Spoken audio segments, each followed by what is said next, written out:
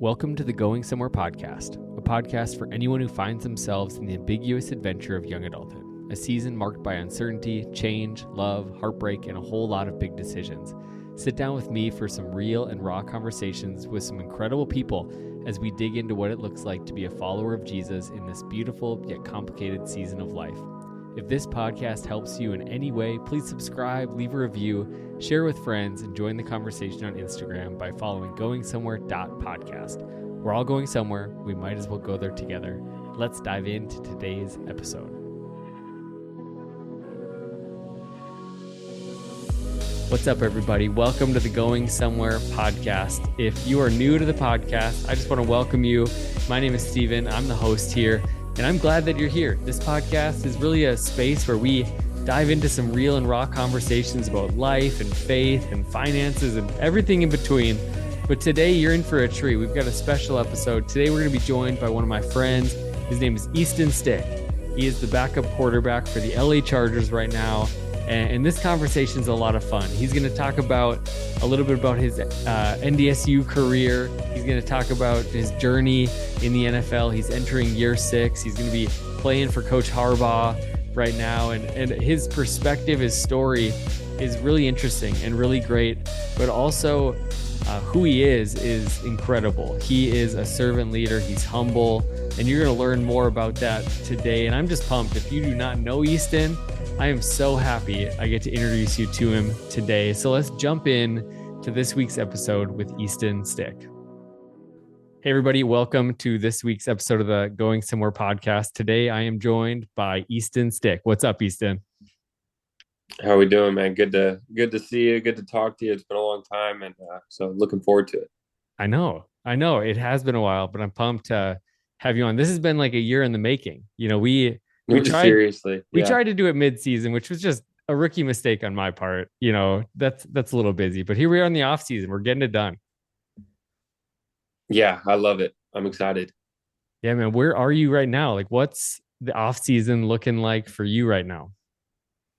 Yeah, in Southern California. This is kind of, in a way, become home a little bit the last 5 or 6 years, and so I spend most of my time here. And we started the off-season program with Coach Harbaugh and the new staff 2 weeks ago, and so we're kind of transitioning from as much free time as you could ever imagine, in the off-season to a little bit of structure. They kind of, it's like when you're a little kid, like you first started going to school, and it's like you go for a few hours, then half the day. And that's kind of how they treat us. They phase us in. So we're only in there for a few hours, in the morning before lunch, and but getting a lot of good stuff done, and then it'll kind of progress from there. But just kind of enjoying my time, and I really do. I've come to really enjoy living out here. That's awesome. And I mean, it's kind of like, when your friends all go to school, like, they're in the different town and they go 2 weeks later than you. And so your summer comes to an end and all your buddies are still like, hey man, come on. No doubt. Yeah. We were joking about it. There's a cool group that trains out here, in the off season. And because we have a new head coach, we go back 2 weeks early than everyone else. So it's that exact situation. I'm on my way out, and guys still got 2 more weeks and are hanging out at the beach and relaxing. So, but it's good to be back and see all the guys. That's awesome. Well, for those of you or those of our listeners who don't know you, do you just want to give us a little background? Who is Easton Stick? What do you do for work? All that fun stuff. Could probably start with that, but we just got right into it. Grew up, born and raised Omaha, Nebraska. It was me and my younger brother.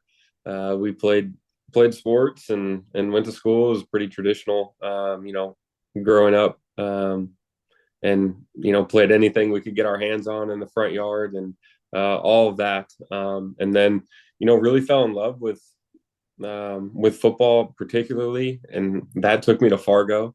Got an opportunity to play there at North Dakota State. And, that Fargo really became home. I grew up, learned a lot about who I was, and met some friends that, that are family to me to this day, and always will be. And so that community is really special to me. And, was able to kind of parlay that into an opportunity to play with the Chargers and be out here in Southern California and going into year 6.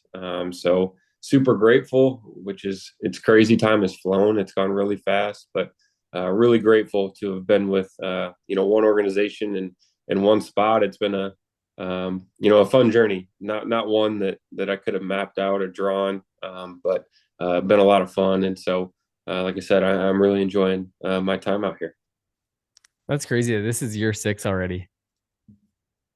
Yeah, it flies. It really does. I feel like people always say that, but when you think about like, just the amount of stuff that went into it and just hoping, I was just praying and hoping I'd just get an opportunity. And then you blink and shoot, I've been here as long as I was in Fargo, probably actually a little bit longer at this point. And so, it really is crazy. With that being said, you've been there longer than you were in Fargo. And so how is that adjustment to LA living? I mean, I remember when you first got out there, the kid from Nebraska who has a stop in Fargo, North Dakota, just throw him into the deep end. But how's that adjustment been? And I know you said earlier that you've really grown to love it. Yeah, no, it definitely was. It was full send, jump off and close your eyes, figure it out. It was such a culture shock. Just with this pace of life is different. It's busy, all that stuff. And I actually came out here to train with my agency pre-draft and was probably 5-10 miles from the Chargers facility. And I remember landing when the Chargers brought me out after the draft and going to the facility and being like, I've never seen any of this. I was out here for 3 months and had no idea. And so just your world is so small sometimes. But like I said, the people are great. I've obviously blessed to be in a locker room. And so you've got a little bit of built-in friends and some relationship, but I've been lucky to meet some people here that are local and aren't involved with us. And so that's been great, kind of, becoming part of the community and in different ways. And so, it's just a different pace of life. It's exciting. The food is great. The weather obviously is great. And so there's a lot of perks. We don't have the 6-month winter that you just kind of become accustomed to and living there. Do you miss it? I miss it for 48 hours, we'll go play a game in Kansas City or Denver at the end of the year. And it's 30 degrees and oh man, this is awesome. I miss this. And then on your way out, you're like, I don't miss it that much, You land back in LA and you're fine again. Yeah, you're right. Yeah. You kind of get there's a time and a place for everything. That's true. That's true. I think one of the cool things too, is obviously you are doing a job that a lot of people, at one point in our lives said, man, wouldn't that be cool? We're all 6. I want to be an NFL quarterback. But what was that like when you were 5, 6, 7, 8? When did it kind of pivot from I'm just one of the kids who's just having fun to man, this is something that's real to me? Yeah, that's a good question. I was always just drawn to it and not necessarily football. I just think competition in sports, whatever season it was, that was my favorite. It didn't matter necessarily. What other sport was your pinnacle sport? Really, baseball growing up was the sport that if looking back, I would have said that would have been the one. That was my favorite. Okay. And you travel around in the summer and you're playing games every day. You could play it in the front yard. This is what I wanted to do.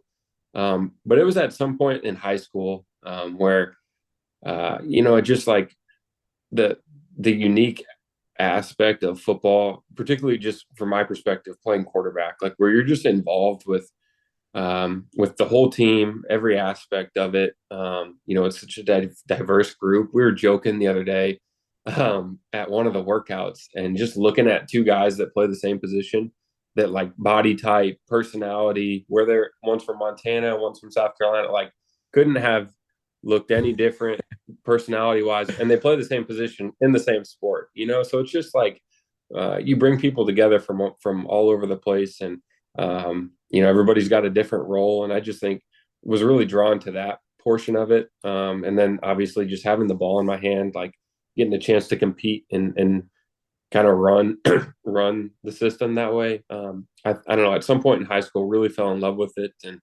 like I said, just really fortunate. I ended up in the perfect spot. Like, I always say, like, I don't, who knows if I'm still getting to do this if I don't end up in Fargo, and was around the people I was around, and so really grateful for all of that.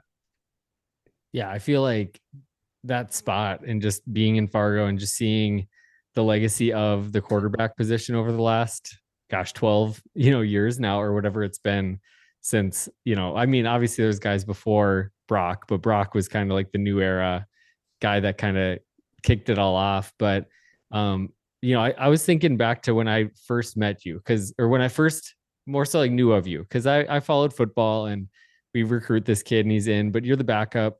You were behind Carson, obviously, that first year, and then Carson got injured.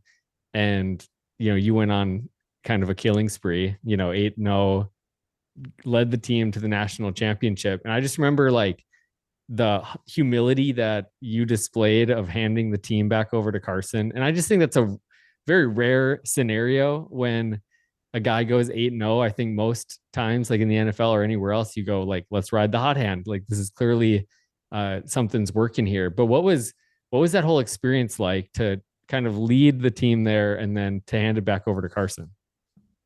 Yeah, I don't, to be honest, like I never thought of it much. Like it just made sense to, that's how we did things. It was like I came in and, you try to learn from the guys that are older than you that have done it, and had experience, and you try to follow them, fall in line a little bit, and you just understand really quickly that it's not about yourself. And when everyone kind of has that attitude, like collectively, you're just so much stronger.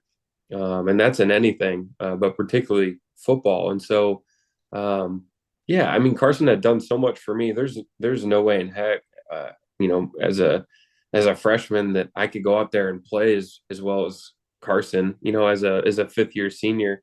But he had poured into me a ton, helping me kind of get up to speed in that year prior, before I had to go in. And so, I owed a lot to him, and a lot of the things we did were because of him. And so, it wasn't anything really I did. I went in there and I handed the ball off, and we played really good defense, and kind of got hot. But no, it was just like I said, you just kind of fall in line. You realize it's not about yourself. This was the best thing for the team.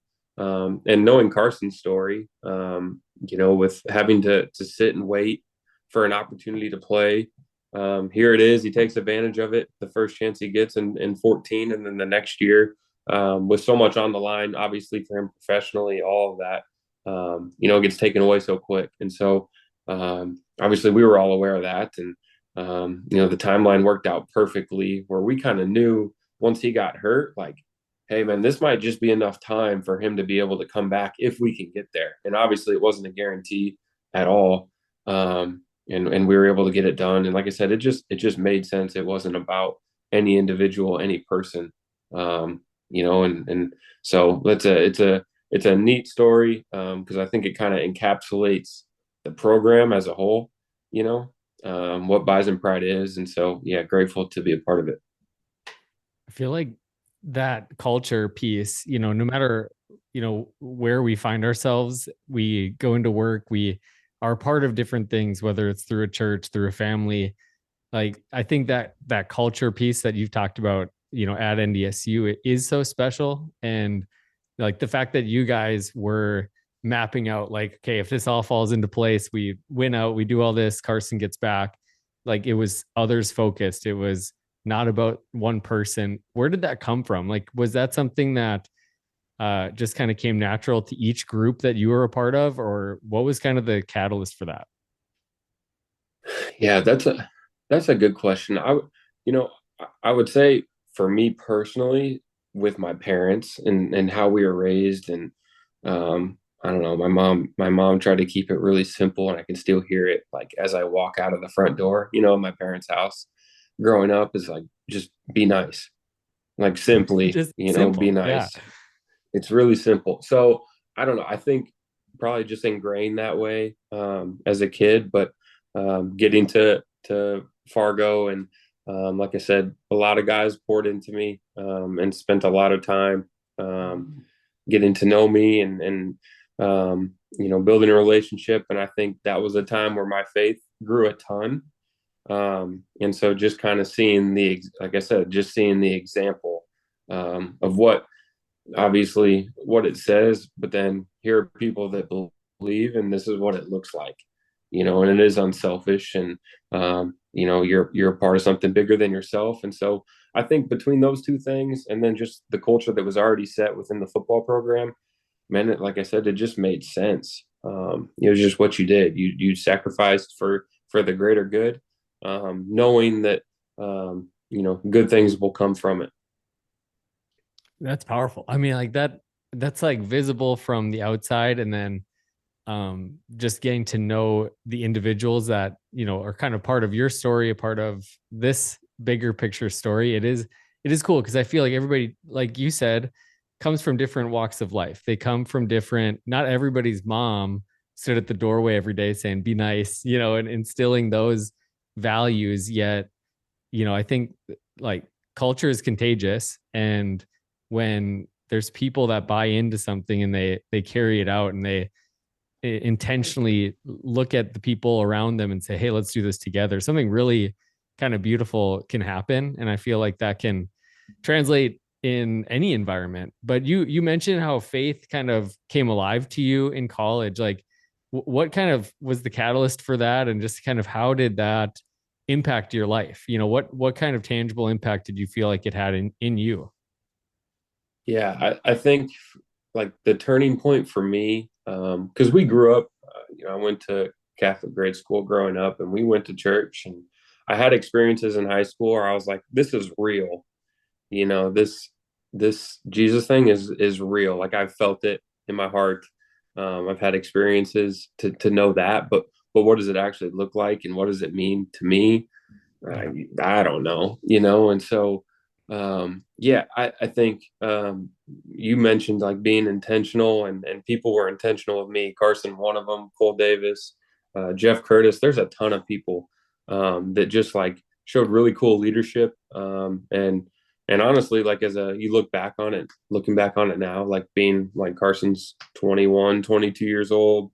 Jeff Curtis has a doesn't even have a family yet, a new wife, and he's like spending all this time like with some 18-year-old kid, teaching him, what it means to be a Christian. And so, I don't know, people were just really intentional with their time, and then I got to see them and how they interacted with others, and it's just who they were, and you could tell the way they lived their life. Like, man, this is a real thing. It's really powerful. And so for me, learning who I was aside from sports, aside from school, all that stuff. It was really the first time where I realized, my identity does not come from how well you play in the game or what you did in school. All that stuff is just is a part of you, and can become a really cool platform and an opportunity to showcase, your gifts and talents, but by no means does it define you. And so, yeah, it was really the people, it was the community, I think, that poured into me that made a huge difference. That's cool. I mean, I think that identity piece is so huge for anybody in any walk of life, because whether it's in what we have, or we can put it in our possessions or in our position of like how people treat us, or where we are in an organization work wise, or if we have kids, if we don't have kids, like all those things can kind of become the identity that we carry. And I mean, I think just seeing that in your life, where I feel like it started to click in the sense of, man, I want to be good at football. I want to win. It's not an excuse to not be good and to not try, to not Mm-hmm. practice, but there was there's an unlocking that takes place in us when we go, man, like I'm still good. Like I am still covered. I'm still loved. I'm still chosen and beloved, no matter what the outcome of this game is, or this thing is. Yeah, 100%. I think you said it, the unlocking piece, I think, was really real for me. Yeah, you said it's not, it's not like, oh, I don't need to try as much. It's the exact opposite. It's like, oh man, I want to try so much harder. I want to, do everything I possibly can to be as best as I can, because that's what we're called to do. We're called to take our gifts and talents and go out there and have an impact on people. So if anything, yeah, it fired me up a little bit. And then it also gives you the freedom to, I don't need to be, and I'm saying this as the way I feel, but understanding that like this is a huge challenge, right? Like Yeah, daily to not be consumed with whatever it is. You mentioned family, work, it doesn't matter. Like it's just so easy to lose sight of that and to put your worth somewhere else. But ultimately, like, yeah, it did free me up a ton to just like it. Yeah, winning and losing matters, but it really doesn't matter. And so you don't need to be afraid. Just go do your best, work hard, and impact people and see where it takes you. for sure. And your first 5 years or 4 years in the NFL, you were kind of strictly backup. You got a little action. Was that your rookie year? You kind of got My second year, second yeah, year, very brief action. but it's action nonetheless. You you Yeah, you you got to run wild in preseason every year you've been there. But this year, obviously, you had new opportunities. And you got to start the final four games, and obviously, that's a big deal for anybody at any place. No matter what the standing of the team is at that time. But what was that experience like when first you learned, like, hey, we're gonna roll with you the rest of the way, and then just from that point on, what was that like? yeah, it was really exciting. There were a lot of, parallels to the story we talked about earlier with Carson, where it's like, it's not you want the opportunity to play, but not in that way.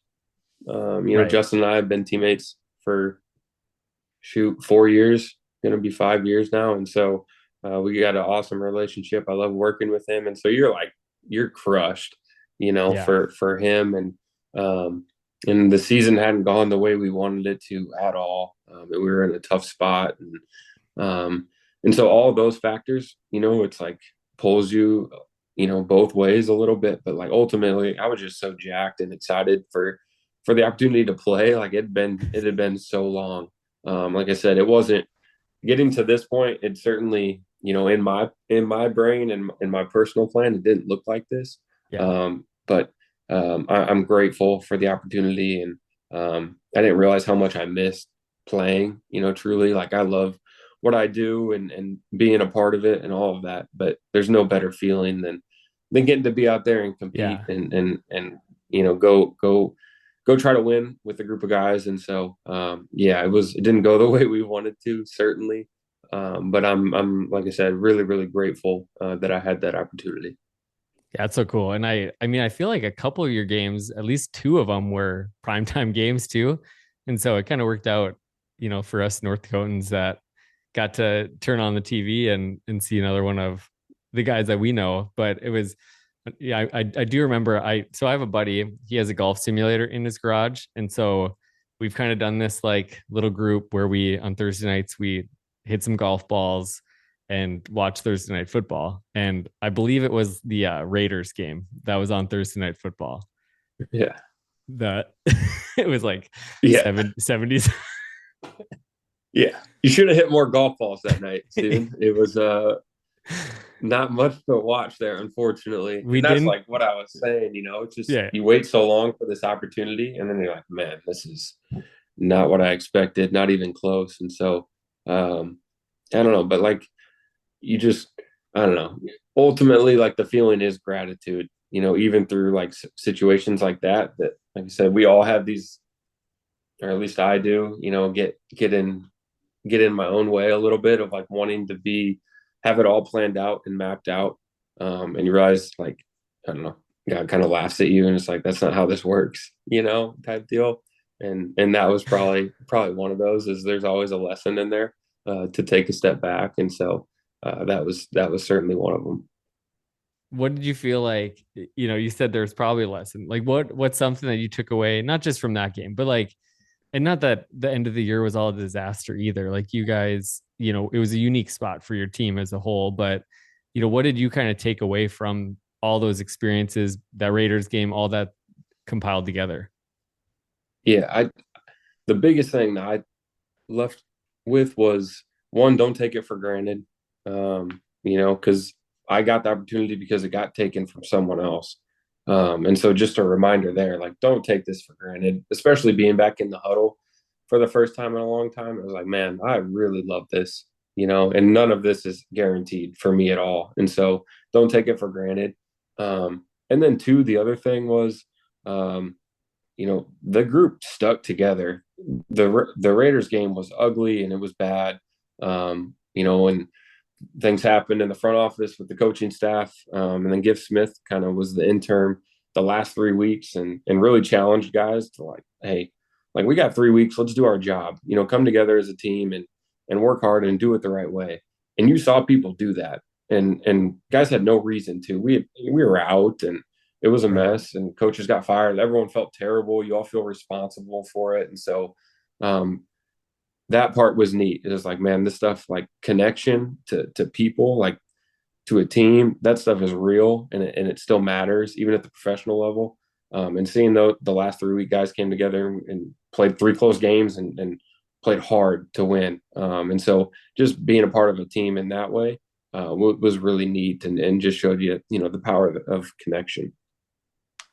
That's cool. That's really cool. I feel like no matter what, negative experience we have, like there is always a lesson. And I know that's been countless times in my life, whether it was job changes or moving across the country and having a pandemic hit like 6 months into the move, all those.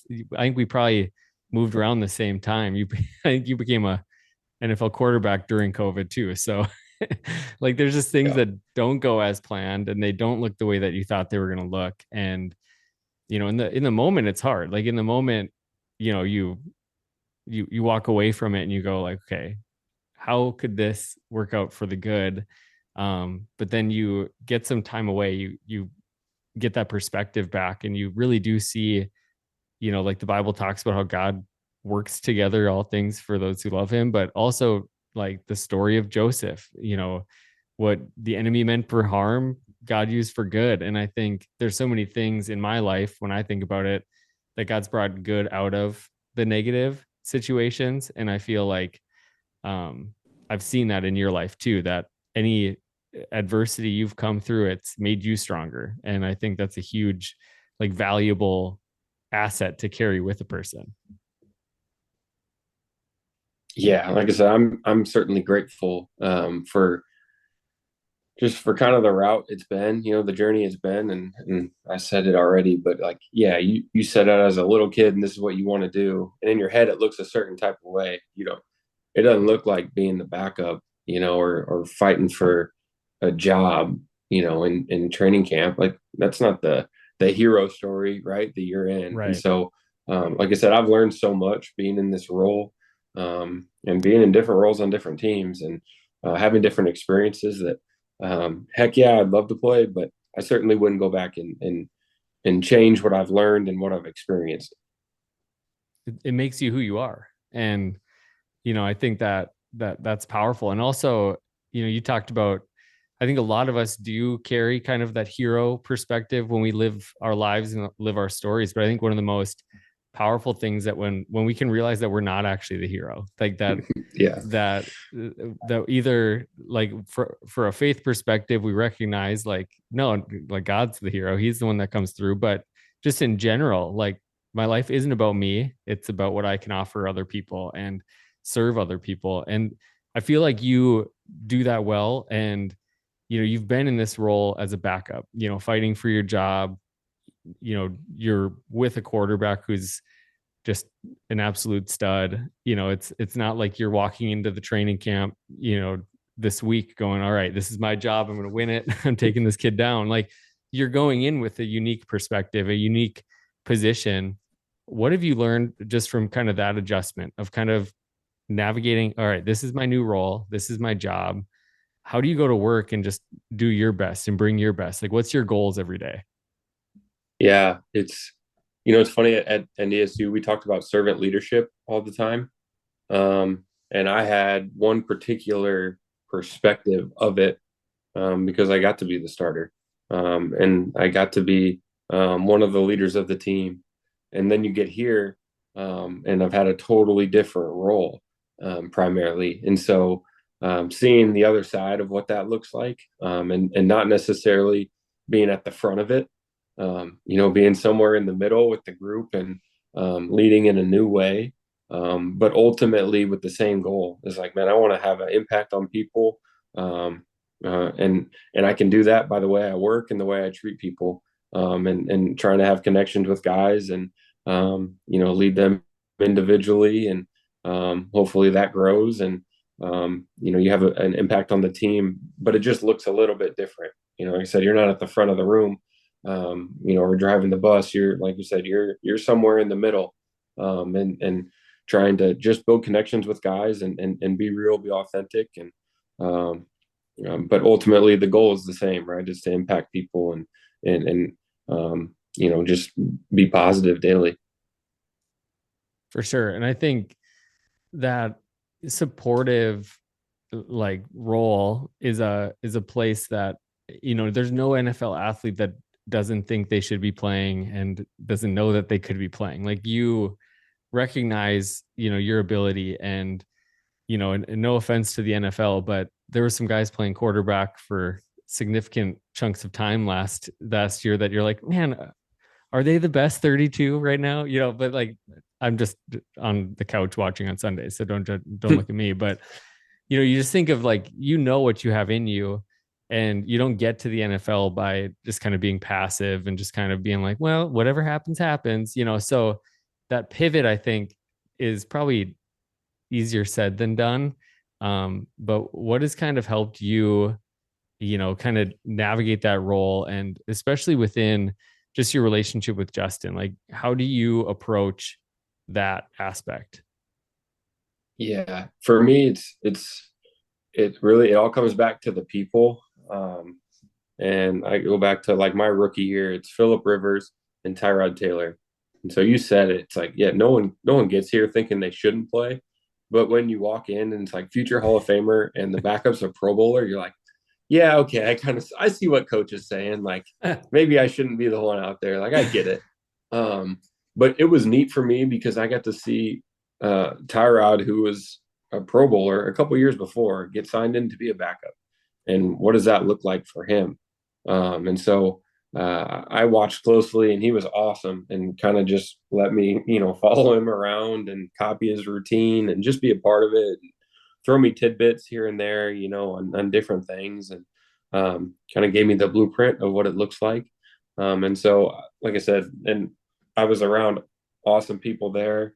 We bring Justin in, and Justin's one of the hardest workers I've ever been around. Like, perfectionist to his core. Like, wants to do it right, wants to do it well. Sees it as a responsibility. Right. Being a franchise quarterback and all that means. And so I've just been around great people, and it's like, man, it's easy to go to work behind someone when they want it just as bad, if not more than you do. And they do it the right way. He treats people the right way in the building, treats his teammates, everybody in there really well, and has a relationship with people. And so I feel a little bit fortunate and lucky because I've been with such great people. It's like, man, this is easy. Like, I can work with you. Like, heck yeah. Like, let's go do this thing together. And he has the same mindset. He doesn't see me as like the little brother, like nagging at you or somebody trying to take his spot. He's like, man, you can help me. Here's how. And so that's been really cool for the two of us to kind of grow together in that way. That's awesome. As you're talking, I'm thinking of a book. It's called The Secret Society of Success. And I think I actually have it. Yeah, here it is. So this book, I actually got to interview this guy on the podcast. His name is Tim Schurer. And he just talks about like how like success is in the assist. And he tells all these stories in this book about, like how the first moon landing, obviously here, I'll ask you the question. Who were the astronauts on that first mission to the moon? Yeah. I mean, I could tell you Neil Armstrong, and that's where the list ends.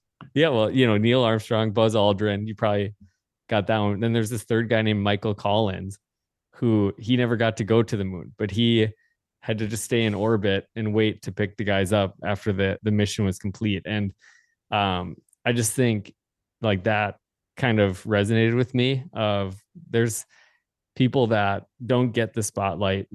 When people think of that first moon landing, they're not even one of the first two that come to mind. Like, but yet they had a significant part to play. And if their part wasn't done to perfection, the mission would have failed. And I think sometimes we tend to put people in that spotlight and think that the weight that they carry is more. And I'm in the church setting, I'm a pastor right now, and like on a Sunday morning, Pastor Dave gets up and he speaks a message, and we got a worship team and they're doing their thing.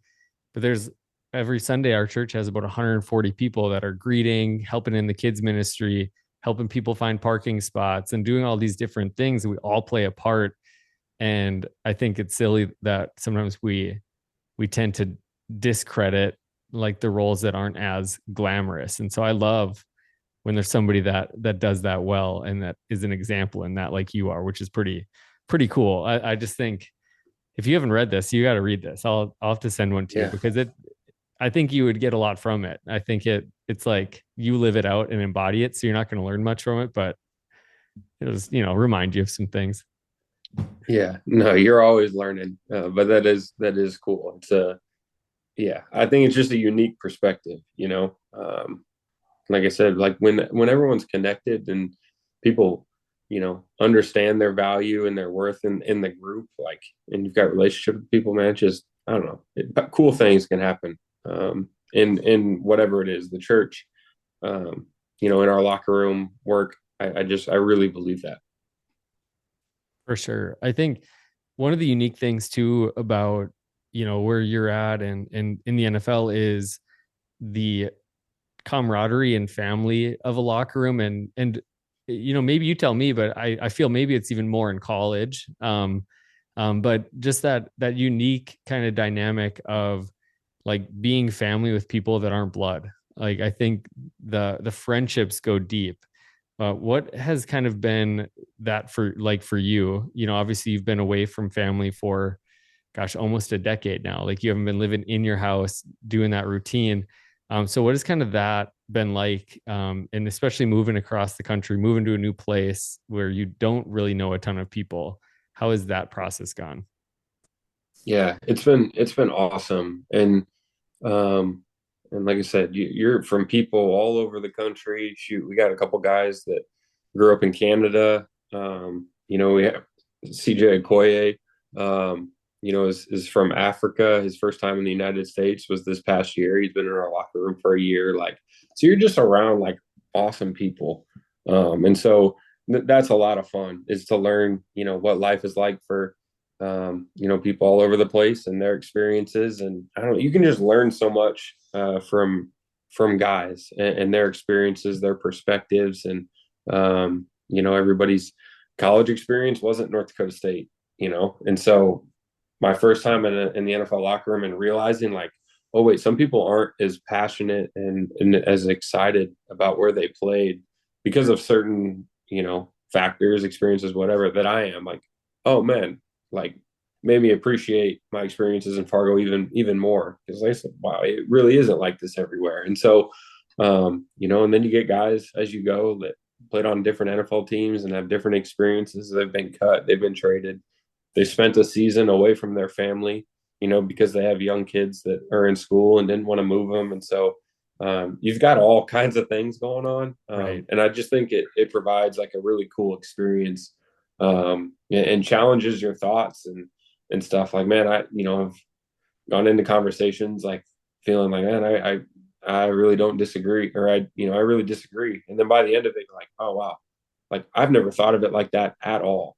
That's really neat. Like, maybe I need to, look at this differently. And so that part of it's been really fun. The hard part is where it's different from college, where you're living with your buddies for 4 or 5 years. Now it's a little different now, I guess, with maybe the transfer portal and stuff. But when I played, it was like, man, we lived together for 4 or 5 years. You do everything together. Right. You're really like truly like a nuclear family, essentially. We're now in the NFL. I remember my rookie year, the locker next to me, shoot, I probably had 15 different people in that locker, just throughout the year. And it's like you get close with guys, for a year or two, and then their contract's up and they move on or cuts, trades, all that stuff. And so learning to, I don't know, reintroduce yourself and build new relationships yearly is a challenge, but also part of the fun. So, yeah, I feel really fortunate. I've learned a ton. I feel like that aspect of um, the volatility piece, of like just the relationships is unique. Obviously, we both know Carson, and Carson had 5 years of stability in Philadelphia and then has been in a new place, and he's got a family, he's got young kids, and he's doing all of this. When you think of, obviously you've been in the same locker room, but you just came back from training camp, you got a bunch of new teammates.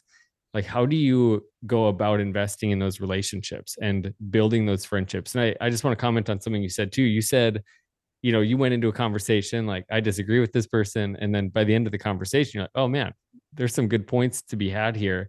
And I think we're even coming up on an election year. And it's like, I think if we had some more of those conversations, we might not change our mind on everything, but we would embrace and love the people that are around us a little bit more if we took those opportunities. So what's that been like, and how have you gone about that? Yeah, I think it's just it's just taking the time to, it's so simple, to sit down and have a meal with somebody. You sit there in the cafeteria, and instead of being on your phone, sit there and talk, have a conversation. You're in the locker room.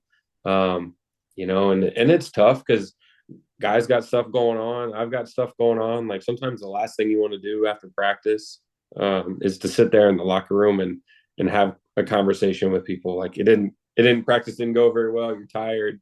You got things going on at home. You're stressed. Like everybody can relate to that. Whereas like there's always something else you can do, or Yeah. feel like you need to be doing. And so just like taking 5 minutes and having a conversation sometimes is really hard, but it's such a simple way to do it. And I don't know. Like I said, I feel really fortunate to be in a locker room because it's almost forced upon you a little bit. Like I am in a Yeah. locker room with, whether I like it or not, every day I come to work, there's 70 guys or whatever in this little space, and so you kind of have that stuff built in. But I really do think like we just take more time, to sit there and to have conversations that, yeah, cool things can happen from it. That's awesome. That's awesome. I feel like one of the memories that I have too of you, I meant to say this earlier, but when we had the AO1 softball games, you came back to play at least. Did you play in a few of those bad boys? Played in two of them. Okay. Yeah. Well, and I just remember like, obviously everybody's having a blast, and, it was offense versus defense, and everybody, it was kind of like a family reunion for you guys. But I just remember, I had to run out and do something, and you just walked down the line and you signed every autograph. You not only signed the autographs and took the pictures, but I was taken aback by the fact that you made eye contact with everybody that you interacted with. And I kind of made a mental note of that, and I was like, that's cool, because I mean, you don't have to do that. You're hanging with your buddies, and so I just wanted to say that just because I think you are an incredible example to people, and I really, I know I'm an old man and you're still a young buck, but I look up to you. Like you're the real deal, man, and I'm just grateful to know you, and I just know that whatever position you're in, like you're aware of your influence and who you are, and God's making a difference to your life. So I just wanted to give you some kudos, my friend. No, I appreciate you saying that. That's really nice. And, we could go back and forth doing this. I could say the same thing about you.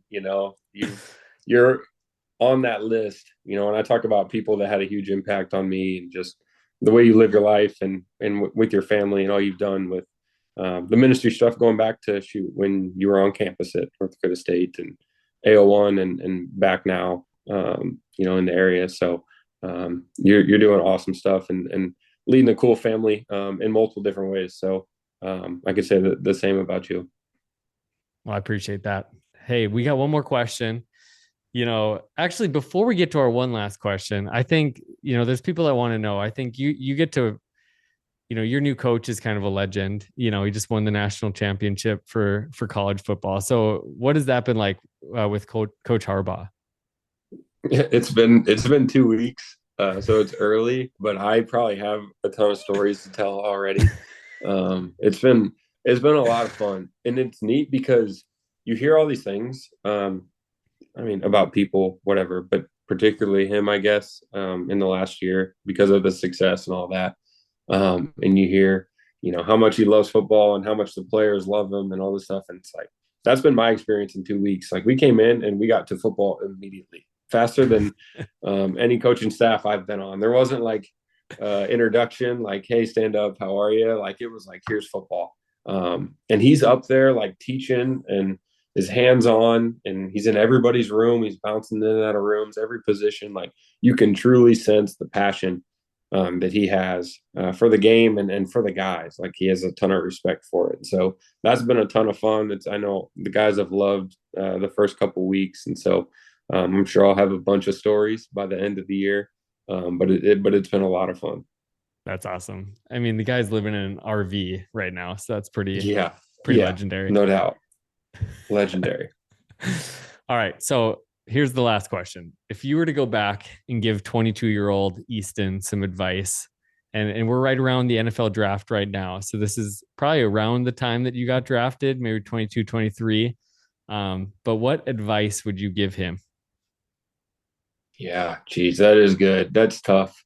Because I'm graduating or finishing football at least in Fargo and hoping to transition to the NFL about this time.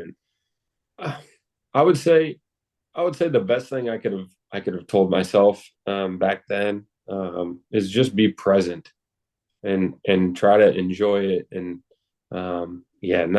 don't get anxious and worried about stuff down the road. Just be really present and be where your feet are at, and let that kind of guide you. Don't drift. I just think, like, anytime there's transition early, I'll say in my experience, when there's been transition in my life, like, the easy thing to do is like to stress out and to worry about, like, I have to move here in a few months, our new facility's being built, and I'll like catch myself like, at a workout, like, start thinking about that. I'm like, you just get stressed and anxious. I'm like, there's no benefit to doing that. Be where you're at.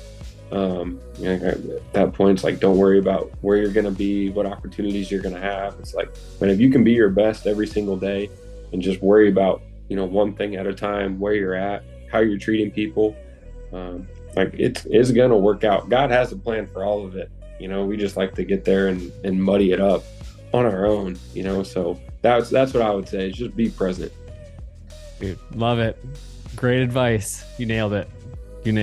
Well, hey, again, thanks, Easton, for taking some time, hanging out. It was fun to catch up with you. And I just appreciate you. Pumped for everything going on in your life and be following those Chargers again this year. So appreciate you, man. Yeah, thank you. I appreciate you. I appreciate you having me on.